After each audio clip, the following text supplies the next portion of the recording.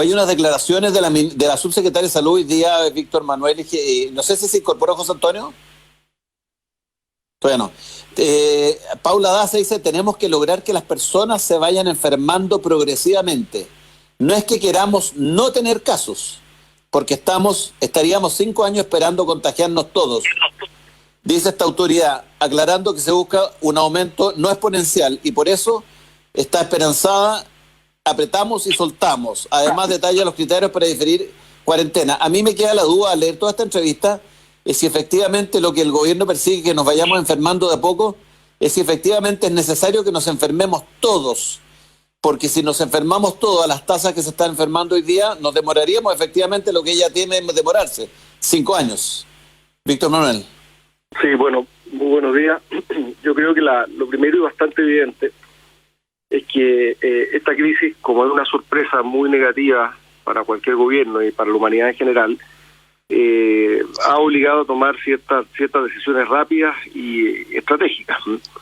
Yo creo que hay cierta esperanza en relación a la crisis, ¿no es cierto? La esperanza tiene que ver con 2 cosas, básicamente. Uno, con que se pueda contar con un tratamiento médico, algún medicamento que permita hacerse cargo de las personas que ya están enfermas y evitar que hagan cuadros más graves que lo lleven finalmente a poner en riesgo su vida o directamente a la muerte, o sea, un tratamiento. Y la segunda esperanza, ¿no es cierto?, tiene que ver con que se logre crear una vacuna en el corto plazo que permita evitar que más personas se contagien. Pero eso está en el mundo de la esperanza y sabemos que en muchos países, incluso en Chile, pero en muchos países con mucha tecnología y muchos laboratorios que invierten mucho en esto, están trabajando y en algún día vamos a quizás contar con esto, con un tratamiento y con una vacuna. Pero por otro lado está también el lado de la certeza, ¿no es cierto? Y las certezas son al menos 3. Uno, es que existe potencialmente, ¿no es cierto?, una enfermedad contagiosa y que potencialmente nos podemos contagiar todos. Y una enfermedad además que va a convivir con la humanidad, ¿no es cierto?, de ahora en adelante, y por lo tanto, como es la influenza, nos podemos contagiar todos. Lo segundo, ¿no es cierto?, es que un grupo de estas personas que se contagien, lamentablemente, van a morir de la enfermedad, segunda certeza.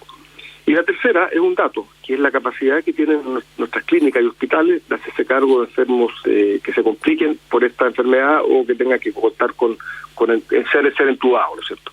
Entonces, ¿qué es lo que está diciendo la ministra, que a mí me parece acertado? Subsecretaria. La subsecretaria. En el camino que estamos, ¿no es cierto?, no podemos apostar a controlar o evitar en un 100% que las personas se contagien.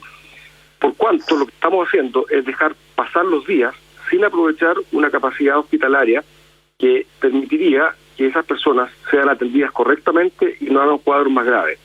Si pasa el tiempo y la gente no se va contagiando, ¿no es cierto?, lo único que estamos haciendo, apuntando a la esperanza de la vacuna o la esperanza del tratamiento, es aumentar la posibilidad, ¿no es cierto?, de que en algún minuto se contagien todos en un mismo instante o en un periodo muy corto y efectivamente no se cuente con la capacidad hospitalaria para hacerse cargo de los tratamientos, de las situaciones más graves o las personas con peligro de vida. En consecuencia, me parece que es razonable. Es muy duro lo que dice la ministra, pero me parece que es una postura razonable. Es decir, lo que tiene que hacer el gobierno es mantener controlada la cantidad de contagios en un nivel tal que no se escape la cantidad de muertos, que no se cope la capacidad hospitalaria, que se puede ir atendiendo a estas personas, porque al final del día, las personas que van saliendo de la enfermedad, y son muchas por suerte, salen con inmunidad y se van pudiendo tratar y salen ya en condiciones de no volver a contaminarse. Entonces es una posición dura la que plantea la subsecretaria, pero creo que es una posición realista que básicamente lo que nos está diciendo es, dado que no sabemos cuándo vamos a tener vacuna, dado que no sabemos cuándo vamos a tener tratamiento, lo que tenemos que hacer es evitar que se disparen las cifras, pero sí aceptar que un grupo determinado de personas se vaya enfermando y pueda ser tratado en los hospitales, porque de eso sí lo podemos manejar hoy día. Víctor Manuel, una pregunta se acaba de incorporar José Antonio Cas. Muy buenos días, José Antonio, ¿cómo estás tú? Muy bien, gracias a Dios. La gran duda que persiste aquí, Gastón, es que efectivamente, como dice la entrevista dura pero buena de la subsecretaria, es que efectivamente hay una esperanza que nos tengamos que enfermar todos, y muchos estamos tratando de evitar enfermarnos. Y la razón por la cual estamos evitando enfermarnos es porque, ¿no es cierto?, hay un riesgo de muerte y también porque los sistemas de salud no resistirían. Pero aparentemente hay 2 interrogantes grandes. Uno, la primera, ¿es verdad que nos tendremos que enfermar todos? Así dice el titular. Tenemos que lograr que las personas se vayan enfermando progresivamente.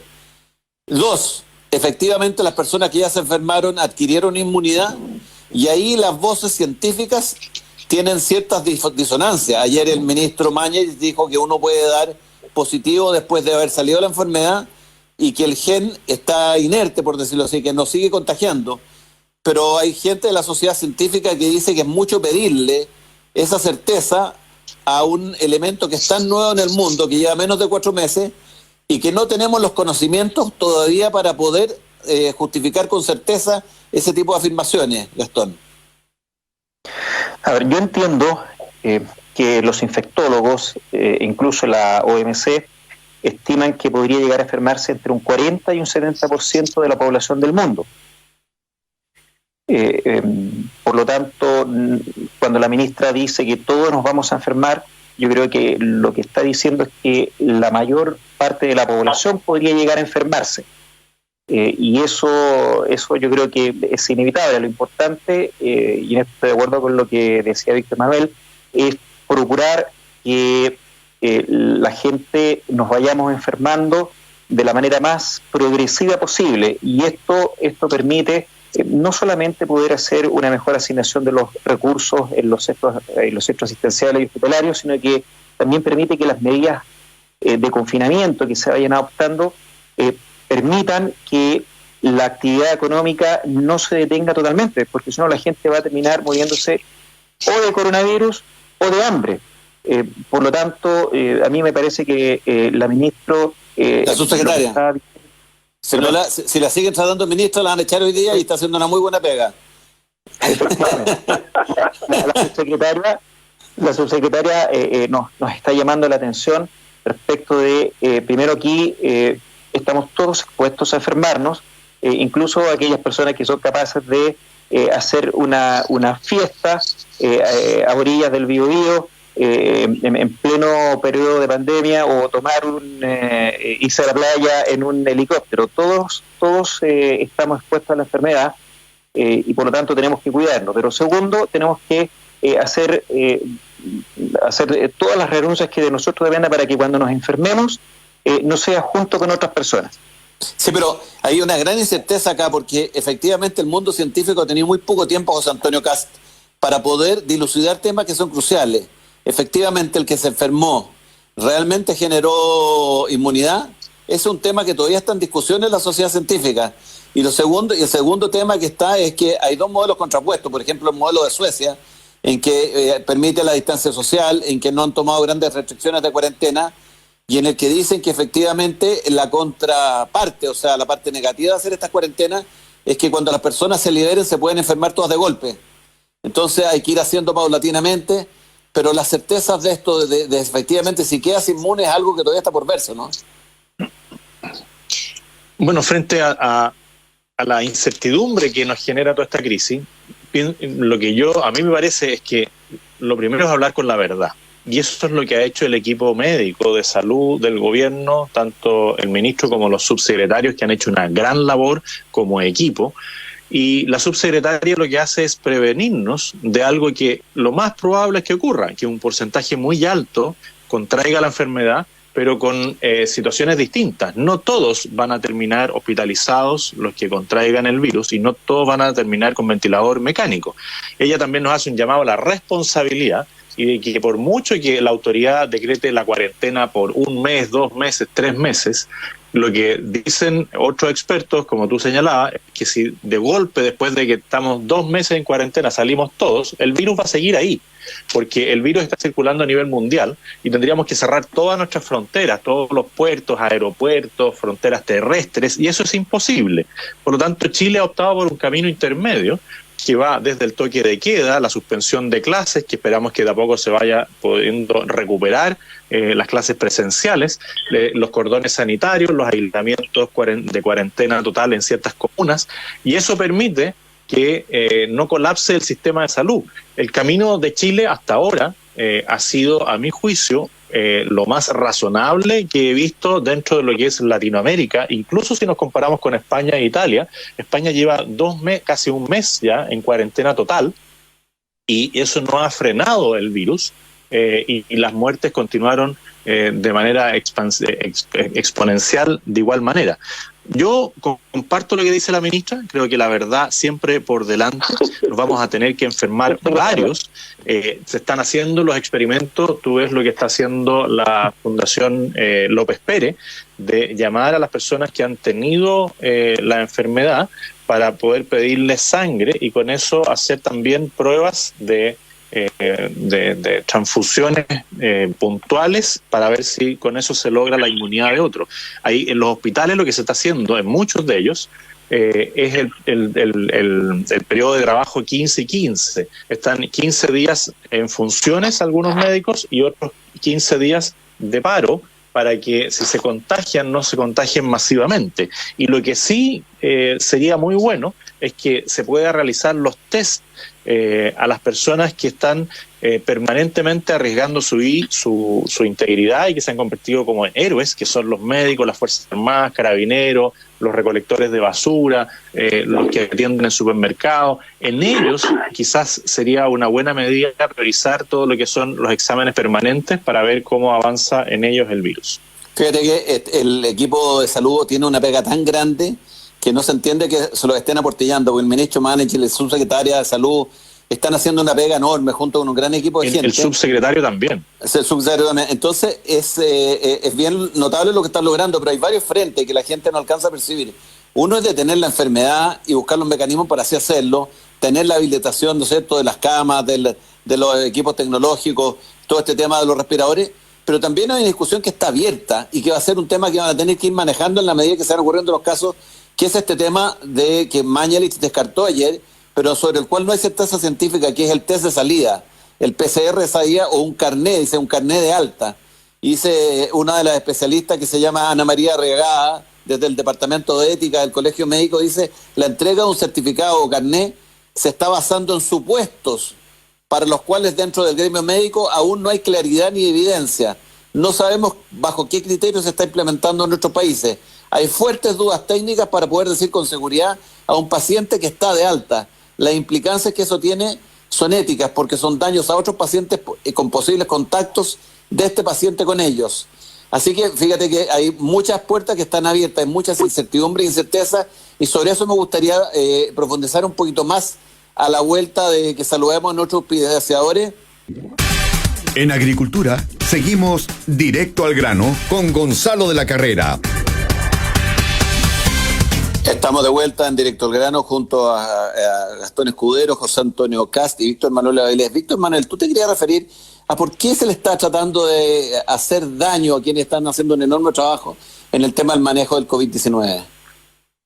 Claro, bueno, yo como hablé recién, nosotros está la esperanza, el tratamiento, la vacuna, y está la certeza del contagio bastante inevitable de mucha gente, la muerte y la capacidad hospitalaria, y cómo el gobierno está manejando esto para poder ir llevando controlada la curva, ¿no es cierto?, lo que se puede atender. Me parece una estrategia buena desde el punto de vista de salud, y eso es lo más importante. Y también es una estrategia buena desde el punto de vista económico, porque básicamente mantiene algún nivel de la economía funcionando, lo cual permite dos cosas, ¿no es cierto? Uno, que el gobierno siga contando con recursos para poder asumir esta tarea y ayudar efectivamente a los chilenos a salir de la crisis que estamos. Y dos, ¿no es cierto?, que las familias tengan algún nivel de ingresos que les permita también atender a sus enfermos y por lo tanto también repercute en la salud. Y en ese contexto, ¿no es cierto?, hemos visto que hay un sector del país que es bastante crítico, desde una posición bastante cómoda. Y las razones son bien evidentes, Gonzalo, y José Antonio y Gastón. Primero, ¿no es cierto?, acá hay una cuestión que tiene a toda la gente muy atenta, y por lo tanto, cualquier persona que se le ponga un micrófono en la boca y que critique algo, ¿no es cierto?, va a tener publicidad, va a tener medio, y ¿no es cierto?, cualquier crítica siempre le pega al gobierno. Lo segundo es que, bueno, si algo sale mal, ¿no es cierto?, porque estas son estrategias que están tomando los gobiernos sobre la marcha, en todo el mundo, no solamente en Chile, y por lo tanto, hay posibilidades que las cosas no salgan bien o salgan directamente mal, y así, si algo sale mal, ¿no es cierto?, las personas que dijeron queríamos una cuarentena total en el país dirán, bueno, salió mal porque no se hizo la cuarentena total. Es una posición bastante cómoda y sin riesgo. Y en tercer lugar, es un sector, creo yo, más reducido, pero bastante articulado, que lo que quiere es una cuarentena total porque finalmente lo que espera es un colapso absoluto del sistema económico para plantear que en realidad lo que ha fallado derechamente es el modelo completo. En consecuencia se están preparando para lo que ellos llaman, ¿no es cierto?, el rebrote de la lucha a partir del momento en que el bendito virus, ¿no es cierto?, baje o se descubra una cosa estratégica política. Ahora, todo esto es realmente grave yo creo que la ciudadanía debe captar esto de criticar gratuitamente, porque así como en las guerras, así como en materia de relaciones exteriores, los países se cuadran y las personas de buen corazón y los buenos chilenos se cuadran detrás del gobierno que sea, porque entienden que cualquier voz disidente lo único que hace es ayudar al enemigo, o en caso de guerra, ¿no es cierto?, poder permitir que existan más muertes o más heridos de bando propio. Exactamente lo mismo ocurre en una situación como es un combate cuerpo a cuerpo contra un virus mortal como que está llevando hoy día el país de la mano del gobierno. En consecuencia, la gente debiese cuadrarse detrás del gobierno, porque aunque no sea una estrategia perfecta, es una estrategia articulada, y las voces disidentes tienen un efecto mortal, o llaman a algunas personas a no hacer caso. Algunas personas pueden escuchar esas voces disidentes, no cuadrarse detrás de la visión del gobierno, y cuando las personas no hacen caso, eso se traduce en enfermos y muerte, afecta a terceras personas. Ojalá te escucharan, Víctor Manuel, ojalá te escucharan los alcaldes, porque esta medida de pedir cuarentena total tiene justamente el impacto que tú dices, que efectivamente si hay cuarentena total en el extremo de todo el país pararse, en el fondo el día de mañana es el colapso entero económico, pero no un colapso por culpa del modelo, un colapso por culpa del virus. Y por lo tanto, en el fondo, el objetivo secundario, que es lo que persiguen realmente, no es mejorar a las personas, sino que colapse el sistema económico para poder pasar a un sistema totalitario. No nos olvidemos que las empresas que quiebren, podrían muchas de ellas pasar a manos del Estado, que es otro también de los efectos deseados. Yo sé, Víctor Manuel, ¿sí? No, yo le agregaría que, como digo, y además, esa estrategia de la cuarentena total significa más muertes. Y esto que parece paradojal o un contrasentido tiene mucho sentido. Si hay una cuarentena total, probablemente se va a bajar la tasa de contagiados, y van a pasar días con capacidad hospitalaria ociosa. En algún minuto, porque evidentemente el país no puede pasar de por vida en cuarentena total, va a tener que reactivarse el asunto, bueno, y ahí sí se va a producir la tabla de contagio, porque hay algo que no manejan los políticos de izquierda, que es la creación de las vacunas en Suiza o en Israel o donde sea. No sabemos si vamos a tener vacunas. En consecuencia, además de afectar la economía por esta cosa estratégica, también esa estrategia de atacar al gobierno puede ser causante de muertes, porque la gente no se cuadra detrás de lo que está haciendo el gobierno. Bueno, ahí hay un tema, José Antonio, que si tú fueras presidente de la República, ¿cómo lo resolverías? Porque aquí en el caso de los que más se escuchan son incluso los alcaldes, o porque la prensa lo releva así, son los alcaldes oficialistas. Aquí hay dos grupos que se Pero han unido, déjame despedir a Víctor Manuel, que tenía que irse a las 9:30. Víctor Manuel, te despedimos, te agradecemos y seguimos con José Antonio Caz. Muchas gracias. Chao, viejo. Chao a todos. Que estés bien.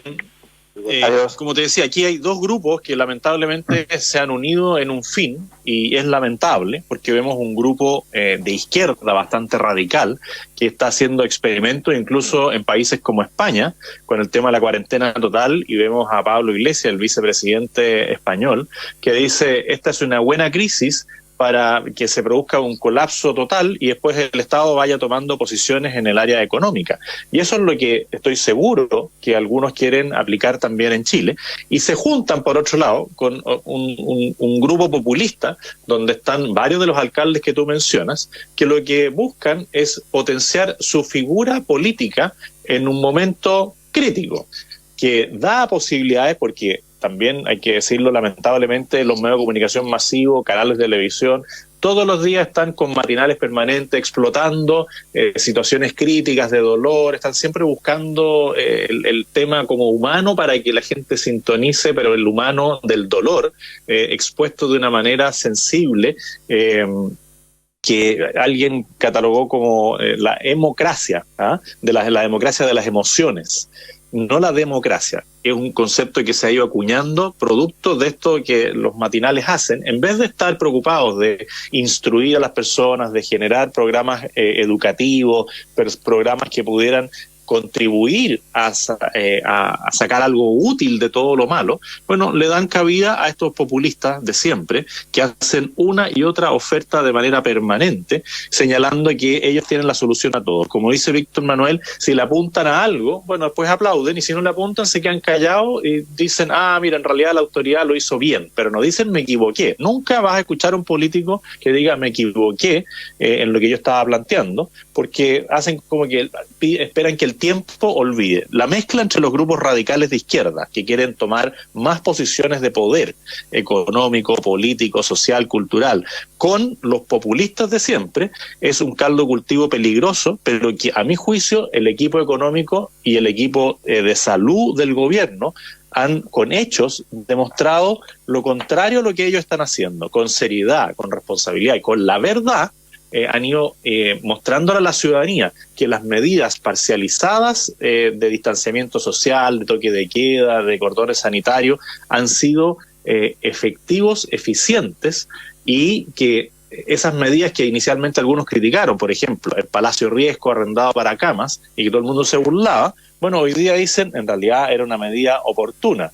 Y así, ahora, por ejemplo, el tema del test sanitario de salida, bueno, algunos dicen, no, es poco ético. Bueno, y esos mismos médicos se pronunciaron de lo poco ético que era llamar a marchar el 8 de marzo. No, pero hacen como que en el tiempo las cosas se vayan olvidando y nadie recuerde que antes del 8 de marzo muchos de esos mismos médicos llamaban a marchar sin precauciones y decían que esto no iba a afectar a nadie. Aquí lo que está haciendo el ministro es decir, mire, dentro de las posibilidades que tenemos de ir liberando a ciertas personas de la cuarentena total, tomando las precauciones, que es usar la mascarilla, lavarse las manos, teniendo distanciamiento social, etcétera, es otorgarle un salvoconducto para que no tenga en todas partes que estar pidiendo el permiso a la comisaría virtual, haciendo esto o lo otro, y eso es razonable. No, y además, ahí, José Antonio, hay un tema de recursos, porque el ministro dice, si nos ponemos a hacer test de salida, dejamos entonces hacer el test de entrada, que es lo más importante para prevenir y para poder atacar la enfermedad en el inicio, en el principio. Entonces le pidió ayer a los laboratorios dejar de hacer test de TCR de salida, básicamente porque su teoría es que hay escasez de recursos, y la segunda teoría es que por mucho que esté presente el bicho en el organismo, ya no está activo y por lo tanto ya no está contagiando. Pero a mí me gustaría avanzar, Gastón, hacia un tema que es mucho más preocupante a largo plazo, que nos pongamos un poquito la mirada más adelante. Hay un artículo muy interesante de McKinsey que habla que ya no vamos a volver jamás a un nuevo normal, y lo que se discute cuál va a ser ese nuevo normal en la sociedad. Y en el fondo el gran cuestionamiento es si esta reestructuración va a ser una reestructuración global y en qué áreas va a afectar. Y dice que muchas de las cosas que tenemos que hacer es primero la resolución, que los países todavía no saben cómo resolver el problema. El segundo va a ser la resiliencia. El tercero va a ser las estrategias de retorno. El cuarto y más importante, la reimaginación. Y el quinto, que no es menor, sobre todo pensando en nuestro sistema político, son las reformas. ¿Va a ser el mundo el mismo post-coronavirus que el antes, y en qué cosas puede cambiar? Difícil. En este momento todo puede ser, en realidad. Leí un comentario de don Antonio Argandoña, un profesor del IESE, diciendo que lo que él ve, él es economista y además hace comentarios de ética empresarial.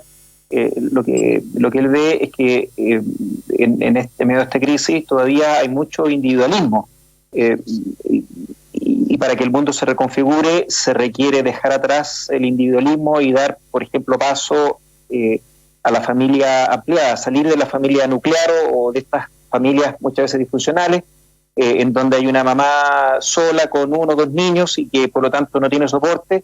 Dar paso o volver a lo que era antiguamente las familias ampliadas con tíos, abuelos, primos, en fin, pero para eso se requiere también dejar atrás el individualismo. Entonces es muy pronto, creo yo, todavía tener la película clara respecto de qué cosas van a cambiar y qué cosas no. Yo creo que algunas cosas sí van a cambiar, algunas formas de trabajar, algunas formas de emprendimiento van a cambiar, pero va a ser suficiente como para que un grupo relevante de personas en la sociedad reconfiguren la forma en que se relacionan. Eso yo creo que todavía es muy pronto para decir. Mira, fíjate, José Antonio, que hay un tuit de Rosario Moreno, panelista del programa, dice: la grave crisis económica y recesión que se nos viene y que ya tiene síntomas, no es solo por el coronavirus, es también por los 5 meses de violencia del 18 de octubre que ya tenían sumidas las pymes con respirador artificial. No llovió sobre mojado. Y una cifra que recibimos hoy día en la mañana, que sumado a los 375.000 empleos perdidos desde el 18 de octubre, ya dan 725.000 personas que están sin empleo, aproximadamente el 8% de la fuerza laboral. La nueva ley de protección de empleo dice que ya 23.000, mira, se promulgó hace como una semana, ya 23.000 empresas hicieron el trámite abarcando 350.000 trabajadores. O sea, la situación de reconfiguración de la que estamos hablando y de resiliencia está afectando ya a 725.000 personas. Hay familias detrás de esas personas. Aproximadamente 8% de la fuerza laboral, José Antonio. Bueno, son cifras duras y que parten de un piso muy alto, como dice Rosario Moreno, producto de la violencia del 18 de octubre. Y lo importante es que las personas vayan tomando conciencia de eso, de que fueron arrastradas a una cosa irracional a partir de la violencia que se generó el 18 de octubre.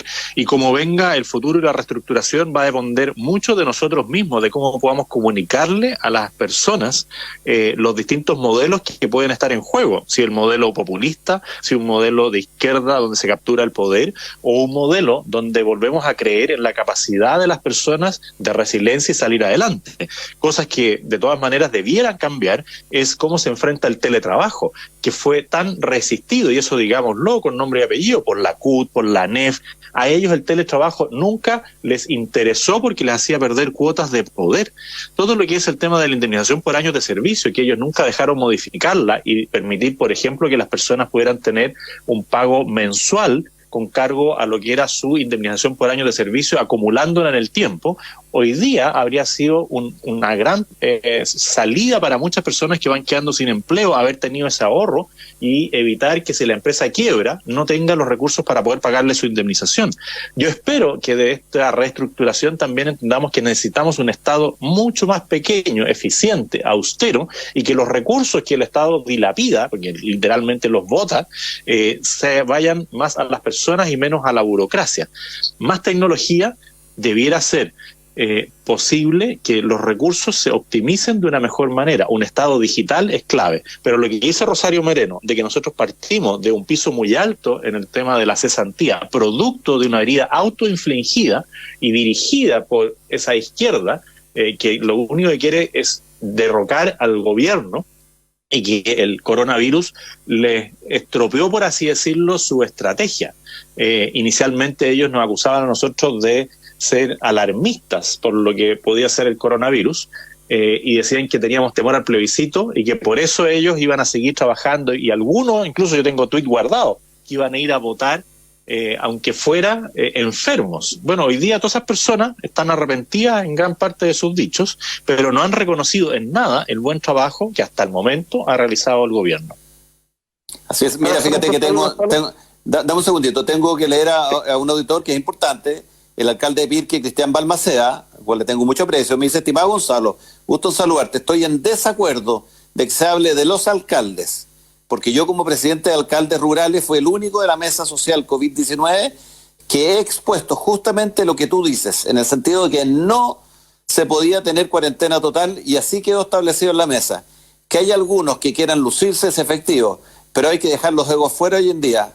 Salud y que tenga un buen día, Cristian Balmaceda. Sí, yo felicito a Cristian Balmaceda. Efectivamente, cuando uno cae en las generalizaciones gruesas, pagan todos justos por pecadores, y efectivamente el alcalde Cristian Balmaceda ha hecho un notable trabajo y ha dejado de lado el populismo a cambio de hacer las cosas que corresponden. Yo creo que eso merece un reconocimiento público, porque en general los que salen en la televisión, los que van en los matinales, son justamente los que están ofreciendo cosas que son imposibles de financiar y que nos van a dejar en una muy, muy peor situación. Así que felicitaciones al alcalde de Pirque, Cristian Balmaceda, y también al alcalde de Paine, ¿cómo se llama? El alcalde Diego Vergara. Dos alcaldes que están haciendo una tremenda labor. Así que, Gastón, tenemos que ir a una pausa, así que te doy el minuto y vamos a la pausa. Prefiero hacer el comentario volviendo de la pausa, Gonzalo. Entonces vamos a la pausa, vamos a saludar a quienes hacen posible nuestro programa y volvemos con José Antonio Casa y Gastón Escudero. Vamos y volvemos.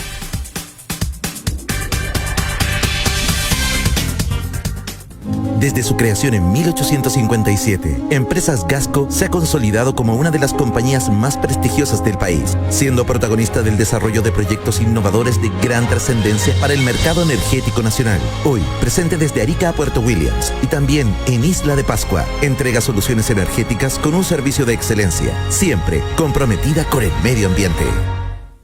Que la falta de liquidez no sea una preocupación. Recibe hoy tus ingresos para que tu negocio siga operando. Factoriza con Factotal. Continuidad operativa garantizada a través de canales remotos y servicios digitales. Factotal, una compañía con gran espalda financiera, presencia en todo el país y 27 años de experiencia. Ingresa a factotal.cl o llámanos al 22685-5900. 22685-5900. Factotal, una ayuda para hacer negocios. Somos Quimetal y desde hace más de 68 años trabajamos para entregar soluciones agrícolas para la protección de sus frutales, vides y hortalizas en Chile y el mundo. Para conocer nuestra paleta de productos, visite nuestro sitio web quimetal.cl o consulte con su distribuidor agrícola más cercano. ¿Las ISAPRES deben entregar cobertura para el COVID-19? Sí. Según la Superintendencia de Salud, las ISAPRES, al ser parte de la seguridad social y de la protección del derecho a la salud, no podrán, en ningún caso, excluir la cobertura a la enfermedad, aunque haya sido declarada pandemia. Archie, somos lo que Chile escucha. Contigo en todas. En Agricultura, seguimos directo al grano con Gonzalo de la Carrera. Estamos de vuelta en Directo al Grano con José Antonio Cast y con Gastón Escudero. Fíjate que, Gastón, tú te habías quedado con la palabra, pero te quiero decir algo. Manuel Melero, el presidente de la Cámara Nacional de Comercio, dice que el comercio ya perdió 50.000 empleos en el primer trimestre y que la estimación es que si sigue la crisis vamos a perder 100.000 empleos más. O sea, estábamos en 750.000 desempleados, ya vamos a llegar a 850.000. Nada nos prevé, o sea, nos impide poder pensar que la cifra va a ser incluso peor, llegando al 1.000.000 de desempleados. Esto es realmente dramático y por lo tanto el tema de la cuarentena total es un tema que hay que tomarse con mucha precaución. ¿Tú querías hacer alguna aclaración? Sí, a mí me preocupa mucho que las medidas que ha propuesto el gobierno, que a mí me parecen bien encaminadas, terminen resultando un salvavidas de plomo, porque a lo que apuntan estas medidas es a que las empresas tengan liquidez para poder sortear la crisis del coronavirus. Pero si pasando la pandemia volvemos a la situación de insurrección, de revuelta, de violencia, en la cual estábamos inmersos cuando apareció el coronavirus, y si a eso le agregamos la incertidumbre que significa un proceso constitucional, entonces las empresas no van a poder devolver los créditos que están pidiendo. Es cierto que los créditos son gratis, es tasa 0% de interés en la práctica, pero el capital hay que devolverlo de todas maneras. Por lo tanto, yo creo que lo que yo esperaría del presidente es un anuncio de cambio de actitud, de utilizar la fuerza pública para imponer el orden público, y también un acuerdo por parte del mundo político de suspender el plebiscito. No estamos en tiempo de darnos gusto, estamos en una situación de catástrofe y como te decía, si es que no hay orden, si es que no hay tranquilidad, si es que no hay certeza respecto de las reglas del juego, estas medidas que está tomando el gobierno y que en principio son buenas pueden terminar siendo un salvavidas de plomo. Gastón, fíjate que ha pasado como que tuviera un velo por encima. La situación de anarquía o de revuelta o de insurrección del orden público no ha cesado. Ayer un coche bomba cargado de explosivos usaron los terroristas mapuches de la CAM para intentar derribar el puente Yehu. También pusieron explosivos en la torre de alta tensión. Aquí está pasando colado el coronavirus, se tomó la agenda, está todo el mundo preocupado del coronavirus, pero esta gente no ha dejado de actuar y el gobierno no los ha reprimido. En definitiva, aquí esta gran signo de interrogación que a ti te preocupa y que nos preocupa a todos los chilenos está por verse. Y mi impresión es que el presidente de la República no va a empoderar a las Fuerzas Armadas y de Orden para reprimir esto, básicamente por las mismas razones que no lo hizo antes del 18 de octubre. ¿Cuál es tu opinión, José Antonio? Primero, reconocerle a Cristian Balmaceda y a cientos de alcaldes, no miles, cientos de alcaldes, que están haciendo bien su trabajo y que nuestra crítica iba enfocada a los alcaldes faranduleros, a aquellos que vemos todos los días, en todo horario, en los matinales. Segundo, reconocer lo que dice Gastón respecto de la incertidumbre y que todo este gran manejo que ha tenido el gobierno y que seguramente tendrá que dar a conocer otro plan de reforzamiento adicional, no va a tener ningún sentido si no logramos que haya certeza jurídica en lo que viene hacia adelante una vez pasada la crisis sanitaria más dura. Y en lo que tú señalas, claramente la autoridad nacional y también regional está absolutamente al debe en lo que es la seguridad y en el respeto al Estado de Derecho, sobre todo en ciertas zonas que hoy día se han visto afectadas por una violencia terrorista, que es por ejemplo Arauco, donde se encuentra el puente que lleva en la carretera de Yeuyeo a Tirúa, que se cayó en parte por este coche bomba, donde vemos imágenes de guerrilleros, porque esos no son transeúntes o ciudadanos comunes y corrientes que están ahí cazando conejos, no, estos son terroristas armados, camuflados, que hacen de las suyas, y como no hay una orden específica de la autoridad, del intendente, que diga, nosotros vamos a controlar el orden público y vamos a resguardar la seguridad de las personas, bueno, se producen estas situaciones como las que vimos ayer o las que hemos visto en imágenes en el puente Las Raíces que lleva a Lonquimay, donde un grupo de unos 10 o 15 encapuchados arriba de una camioneta enfrentan a carabineros de una manera absolutamente irracional. Yo le quiero plantear a las autoridades a través de tu programa, Gonzalo, de la región del Biobío, al intendente Yacaman, que tome medidas concretas y que le conteste a los vecinos de Arauco, que organizados le han hecho llegar ya 3 cartas y todavía no tienen ni una respuesta, ni siquiera un acuse de recibo de lo que ellos le plantean, de lo que les toca vivir día a día. Sería bueno que las autoridades regionales, junto con preocuparse del tema de la salud, se preocupen del tema del terrorismo, porque en estas situaciones, como las que vemos hoy día, es inaceptable que grupos armados circulen como Pedro por su casa en zonas de Arauco y que no sean controlados por la autoridad policial y en este caso por las autoridades de las Fuerzas Armadas, que tienen por el estado de catástrofe una condición de poder enfrentar de una manera distinta estos atentados terroristas y a estos terroristas. Así que pedirle a las autoridades regionales que al menos hagan acuse de recibo de las numerables solicitudes de intervención que le han realizado agrupaciones de personas de Arauco que hoy día ya no tienen ninguna posibilidad de vivir en paz. Oye, me acaba de mandar un artículo la diputada Catalina del Real, donde dice: diputados oficialistas demandan señales concretas de la moneda tras ingresar un nuevo recurso al Tribunal Constitucional. Ayer el Tribunal Constitucional falló 7-3, creo, en contra de la presentación que habían hecho los senadores alegando discriminación en el caso de la ley este indulto, no es indulto, es sacar a los presos para evitar que se contagien con COVID y que permita que ellos terminen su pena en sus casas. Bueno, el Tribunal Constitucional falló en contra. Muchas veces nosotros alegamos de los que alegan contra el Tribunal Constitucional, así que por lo tanto yo no voy a alegar, voy a aceptar democráticamente lo que el Tribunal Constitucional ha definido, pero los diputados ingresaron un nuevo, oficio para que sea zanjado por el Tribunal Constitucional. No creo que vaya a tener un destino distinto que el que hicieron los senadores, pero en todo caso esto hay un tongo. Hoy día se va a tratar el tema de la ley humanitaria en el Congreso y el presidente de la República sabe, y lo sabía desde el día cero, que no se lo van a aprobar.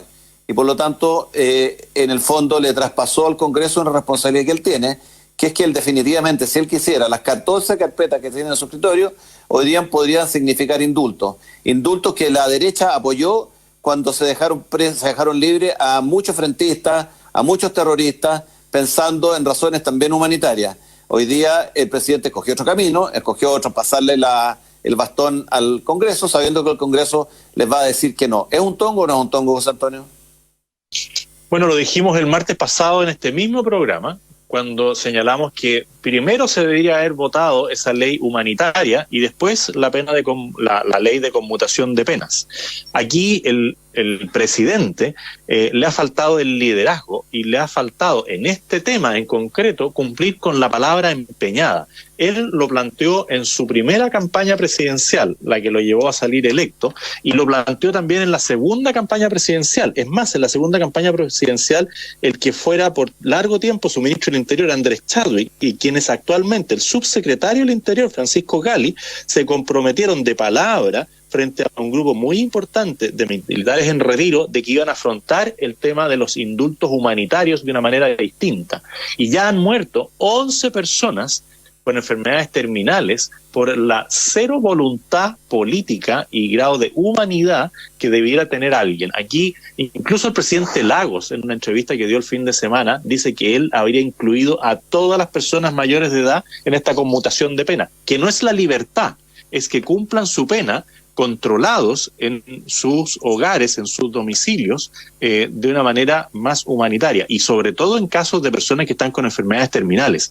Aquí lo que hay es una falta de liderazgo, una falta de cumplimiento de la palabra empeñada, y yo lamento que el ministro de Justicia no haya sido capaz de levantar la voz en esta oportunidad, así como en otras ocasiones mientras él era senador levantaba la voz, o cuando era presidente de la UDI. Aquí sigue por el mismo camino de la falta de cumplimiento de su palabra que ha llevado adelante en este tema el presidente de la República. Lo encuentro lamentable y felicito a los diputados y a los senadores que se atrevieron a levantar la voz, a presentar el recurso frente al Tribunal Constitucional, y yo acepto el fallo. Yo siempre he aceptado los fallos. Lo que pasa es que yo no concuerdo y no comparto los criterios del fallo ni de la presidenta del Tribunal Constitucional, que es María Luisa Abraham, que fue por largos años la asesora más directa y cercana al presidente Piñera.